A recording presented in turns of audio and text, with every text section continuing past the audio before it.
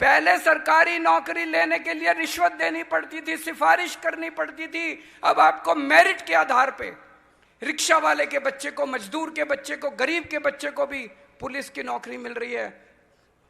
पंजाब के अंदर सरकारी नौकरियां मिल रही हैं। हम सत्ता में पैसे कमाने नहीं आए, हमने पैसे नहीं कमाए, हमने पुण्य कमाया है। हमने बड़ी बड़ी कोठियां नहीं बनवाई, हमने गुरु महाराज जी का आशीर्वाद कमाया है। बस यही कमाने आए हैं। उनके बताए हुए रास्ते पे हम अपनी जिंदगी और सरकार को चलाने की कोशिश कर रहे हैं। पूरी ईमानदारी के साथ सरकार चलाने की कोशिश कर रहे हैं। आज बहुत लोग हमसे पूछते हैं, इतना पैसा कहां से आ रहा है, इतना शानदार इंतजाम कैसे किया, इतने काम पंजाब सरकार कैसे कर रही है? क्योंकि हम गुरु साहब जी के बताए हुए रास्ते पे चल रहे हैं, ईमानदारी से सरकार चला रहे हैं, ईमानदारी से सरकार चला रहे हैं।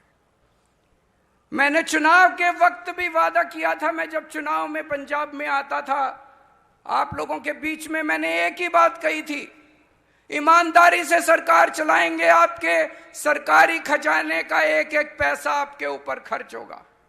आज इस पवित्र स्थान से मैं कहना चाहता हूं, अगर हमने एक पैसे की भी बेईमानी की हो, गुरु महाराज जी जो सजा दें हमें मंजूर है वो सजा।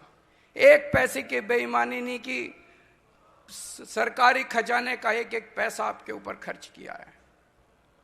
आज गरीबों के बच्चों को अच्छी शिक्षा मिलने लगी है। आज गरीब, मरहूम, बीमार लोगों को अच्छा इलाज मिलने लगा है।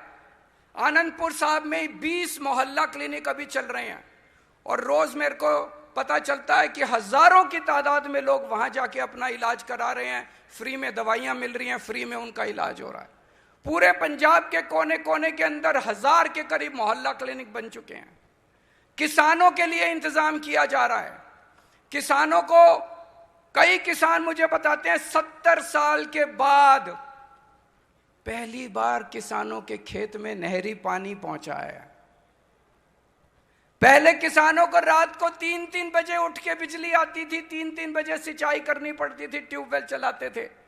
आज दिन में 8 घंटे पूरी बिजली मिलती है, आपको रात को उठने की जरूरत नहीं पड़ती। पहले सरकारी नौकरी लेने के लिए रिश्वत देनी पड़ती थी, सिफारिश करनी पड़ती थी। अब आपको मेरिट के आधार पे रिक्शा वाले के बच्चे को, मजदूर के बच्चे को, गरीब के बच्चे को भी पुलिस की नौकरी मिल रही है। पंजाब के अंदर सरकारी नौकरियां मिल रही हैं। बहुत सारे काम किए जा रहे हैं, सड़कें बन रही हैं, बिजली फ्री कर दी। कभी किसी ने सोचा था 90% पंजाब के लोगों को फ्री बिजली मिल रही है? ये सब क्यों हो रहा है? ये सब मैं इसलिए बता रहा हूं, ये कोई राजनीतिक मंच नहीं, केवल इसलिए बता रहा हूं कि गुरु साहब जी द्वारा बताए हुए रास्ते पे ईमानदारी से चल के गरीबों की सेवा करना हमारा मकसद है। हम सत्ता में पैसे कमाने नहीं आए, हमने पैसे नहीं कमाए, हमने पुण्य कमाया है। हमने बड़ी बड़ी कोठियां नहीं बनवाई, हमने गुरु महाराज जी का आशीर्वाद कमाया है। बस यही कमाने आए हैं। हमारे लिए सत्ता सेवा का साधन है।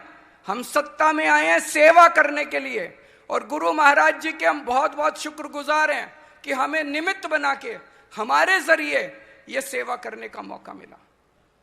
आज हमें बेहद खुशी है कि ये 350वां दिहाड़ा हमारी सरकार के दौरान हुआ और हमें ये आयोजन करने का मौका मिला। इसके लिए मैं बहुत बहुत शुक्रगुजार हूं गुरु जी महाराज का। गुरु जी महाराज का संदेश था, सब बराबर हैं, चाहे कोई इस धर्म का हो, चाहे उस धर्म का हो, चाहे ऊंची जात का हो, चाहे इस जात का हो, चाहे उस जात का हो, सब बराबर हैं। हमने भी अपने काम के अंदर सबको बराबर माना है। स्कूल खुलवाए, उसमें सब धर्मों के बच्चे पढ़ते हैं, उसमें सब जातियों के बच्चे पढ़ते हैं, साथ बैठ के पढ़ते हैं। अस्पताल खुलवाए, मोहल्ला क्लिनिक खुलवाए, उसमें इस पार्टी के लोग बच्चे उनका भी इलाज होता है, उस पार्टी वालों का भी इलाज होता है, इस धर्म का भी इलाज होता है, उस धर्म वालों का भी इलाज होता है, इस जाति वालों का भी इलाज होता है, उस जाति वालों का। सब बराबर हैं। गुरु जी महाराज के संदेश को हम पालन करने की कोशिश कर रहे हैं। मुझे बेहद खुशी है कल पंजाब सरकार का ऐतिहासिक विधानसभा सत्र हुआ। इसके लिए मैं मान साहब को बहुत बहुत बधाई देना चाहता हूं कि कल उन्होंने पंजाब सरकार के स्पेशल विधानसभा सत्र में जो पूरी दुनिया में करोड़ों करोड़ों लोगों की मांग थी कि अमृतसर ओल्ड सिटी, तलवंडी साबो और आनंदपुर साहब को पवित्र स्थान का दर्जा दिया जाए, वो कल विधानसभा सत्र ने पास किया, मंजूरी दी और करोड़ों करोड़ों लोगों की भावनाओं का सम्मान किया गया। और केवल यह ऐलान नहीं किया गया, एक तरफ जहां यहां पे मीट, गुटखा, तंबाकू, शराब इसके बेचने पे पाबंदी होगी, दूसरी तरफ इन 3 शहरों का जबरदस्त विकास किया जाएगा, सफाई की जाएगी और इनको बहुत बड़े स्तर के ऊपर इनका विकास किया जाएगा। आज इस मौके पे मैं मान साहब से एक विचार करने के लिए गुजारिश करूंगा कि गुरु तेग बहादुर साहब जी का आज हम शहादत दिवस मना रहे हैं, उसके मौके पे अगर आनंदपुर साहब में एक कोई world class institute, world class university उनके नाम पे अगर बनाने का ऐलान किया जाए तो मुझे लगता है कि उनकी शहादत को हम बहुत अच्छे से सम्मान दे पाएंगे।